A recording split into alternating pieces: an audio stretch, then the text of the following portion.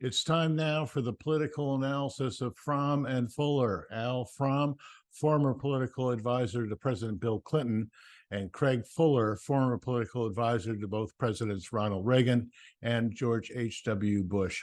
Good morning, all. Craig, I'd like to start with you. As both of you predicted many moons ago, there was a compromise that passed the House related to the debt ceiling crisis, is what some people have been calling it. And I've been interested in that result, but I'm also interested in getting your perspective and Al's on Kevin McCarthy's leadership. This was not an easy thing for him to do. And I do believe that he was showing political skills that maybe had been underestimated before. What's your take? Well, so Speaker Kevin McCarthy certainly is celebrating. I watched last night as he was taking his bows for doing something that he described as very, very difficult. I don't know, call me a contrarian, and Al is really a better student of Congress than I am. I didn't see it that way. When you get a vote 314 to 117, this is not a cliffhanger. And in a way, it's like Kevin McCarthy is celebrating, but he was kind of carried across the end zone or into the end zone by more Democrats than Republicans. He couldn't get a majority. He got a majority. He could not get his Republicans to amass enough votes to pass this. And you have to say, well, it was then pretty good negotiating to find a path that would satisfy the president and a large number of Democrats who voted for this. But, you know, they were the ones who recognized this had to be done. And it was a vote, I think, cast by people, many of whom had issues with things that were in the bill, but they came together. That's the good news, that there was a pathway found to bring this fairly large middle, we discover, to the table to pass something that had to pass.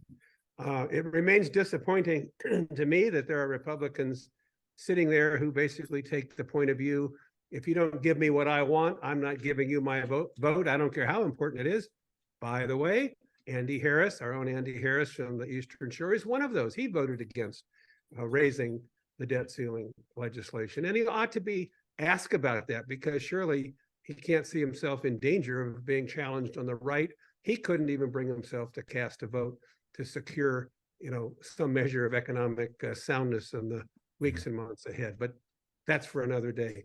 I do think that the speaker did what he had to do, but he certainly didn't do it with all of his Republicans behind him. I doubt that he's really cast or put his leadership position on the chopping block. Al, I think one thing that can be said about Kevin McCarthy and how he's tried to navigate all these political factions is he's been able to keep his job.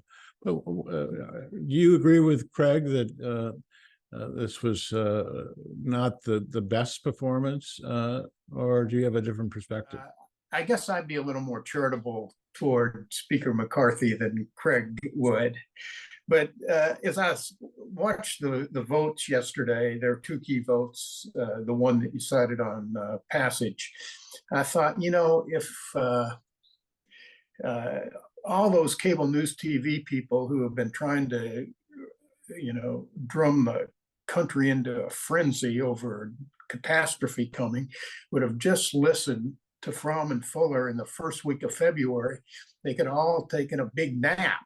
Yeah. And the country would have gone through a lot less angst. But look, this was a resounding vote. It was 314 to 117, a bipartisan vote. Overwhelming majorities of both parties voted for this compromise. Is 78% of the Democrats and 68% of the Republicans. So both Biden and McCarthy delivered both big time. And, you know, Craig said, well, of course, that there were more Democrats that voted for it than Republicans, and that's true. but that sometimes happens in the civil rights bills, for example, because of the Southern Democrats. A higher percentage of Republicans voted for the civil rights bills than Democrats. And on the key vote, where he really delivered, he did need Democratic help, but the key vote that determined that we were going to get this debt ceiling compromise was in the afternoon. In the House, they have arcane procedures. And one of them is they have to vote on a rule that allows the bill to be considered. And that is almost always a party line vote. The majority party has a big majority on the Rules Committee, so it can get out what it wants. And then when it gets to the floor, it's almost always a party line vote.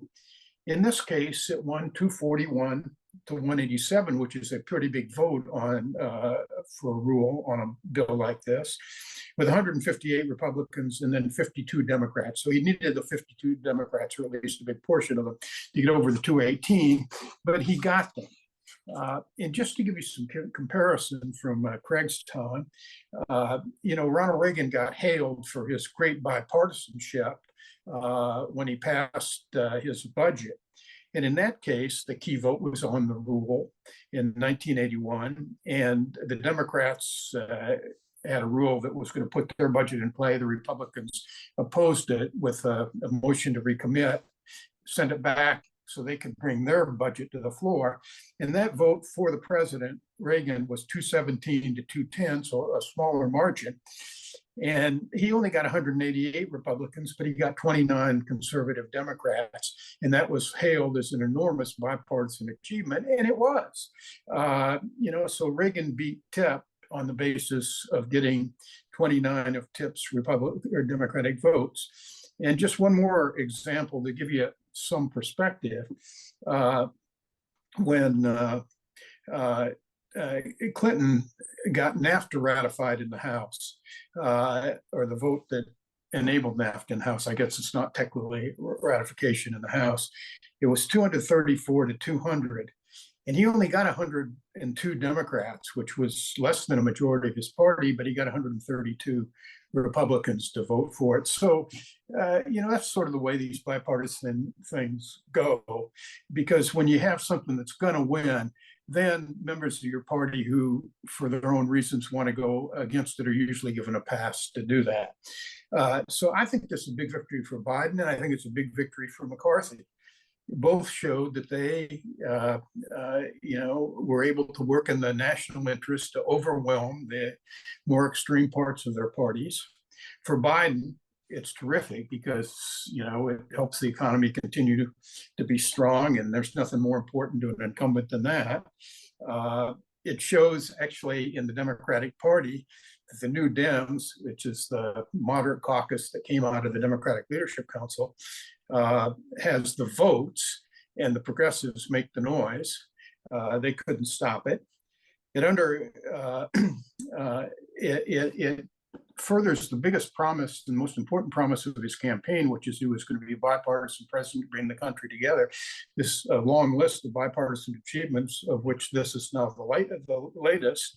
And most importantly, for his reelection, it undercuts the rationale for new labels, putting together a compromise candidate, a third-party candidate who could bring the country together, because Biden is showing time and time again that he can do that in a bipartisan manner. And that third-party candidate is the biggest threat to his reelection, particularly if Trump's on the other side. For McCarthy, it demonstrated to me that he can put the country ahead of party. And I think that's important, because I think a lot of people, when they watched his speakership election, really doubted that. They thought he was going to really be under the control of the nutcases in his party. And what he did is he contained them, and he simply outvoted them. And I think that is to his credit. Finally, I think this is good for the country, because I think it's a good agreement substantively. It's something that, as a mainstream Democrat, I felt perfectly comfortable with.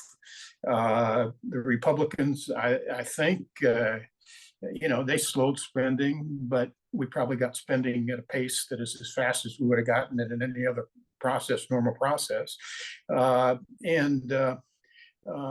and it also showed the country that for all the polarization and all the mean-spirited talk, we still have the ability when crunch time comes to get together and do something for the national good.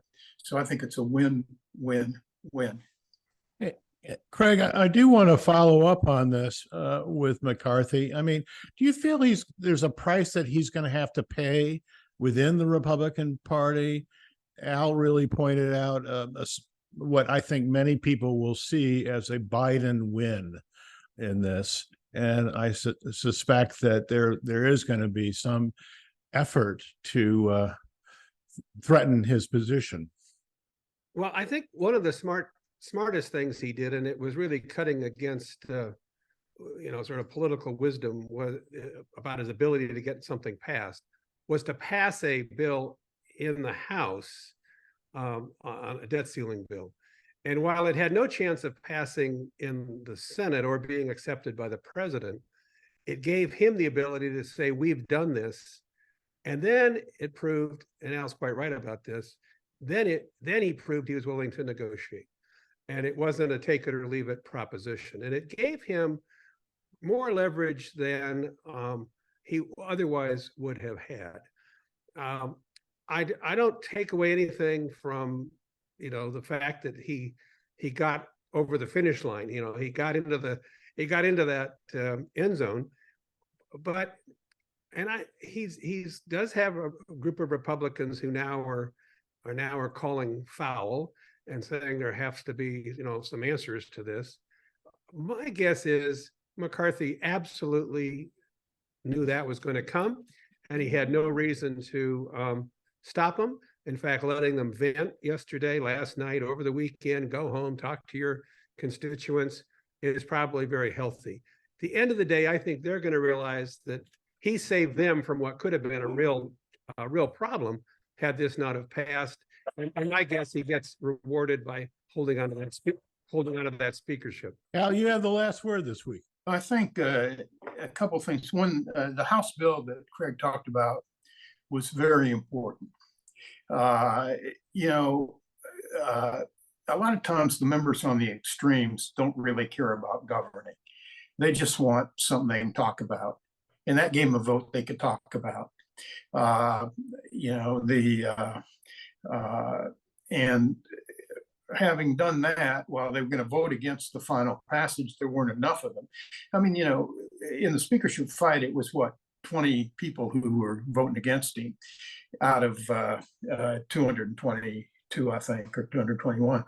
And so it wasn't a big part of the caucus, but because he needed to get all of them to win, it seemed like his problems were probably a lot deeper than they were, or they are. I think he was smart to do that. The other thing, and this is an alarming thing that I saw, and I have not. I just saw it. I can't remember where I saw it, either in a newspaper or in a tweet from a reasonably responsible source, but you never know all about that. That he did some, he got Marjorie Taylor Greene to vote for it. And what I heard is that he may have, in exchange for that vote, said he would let John Solomon, who's this nutcase journalist on January 6th, get access to the January 6th videotapes that he had given to Tucker Carlson. And that would not be a good thing. But, I don't know if that's true or not. But I would have never believed he had given them to Tucker Carlson. So it's perfectly possible. So you don't know what he did to keep some of his most radical members on board. But nonetheless, that's the way you get legislation passed. And by getting Marjorie Taylor Greene on his side, it sort of undercuts, since she's about the most radical conservative right-wing nutcase there is, it sort of undercuts some of the other arguments. And so he did a pretty good job. Yeah. Well, we have to leave it there. Al Fromm, Craig Fuller, thank you so much indeed. We will see you next week.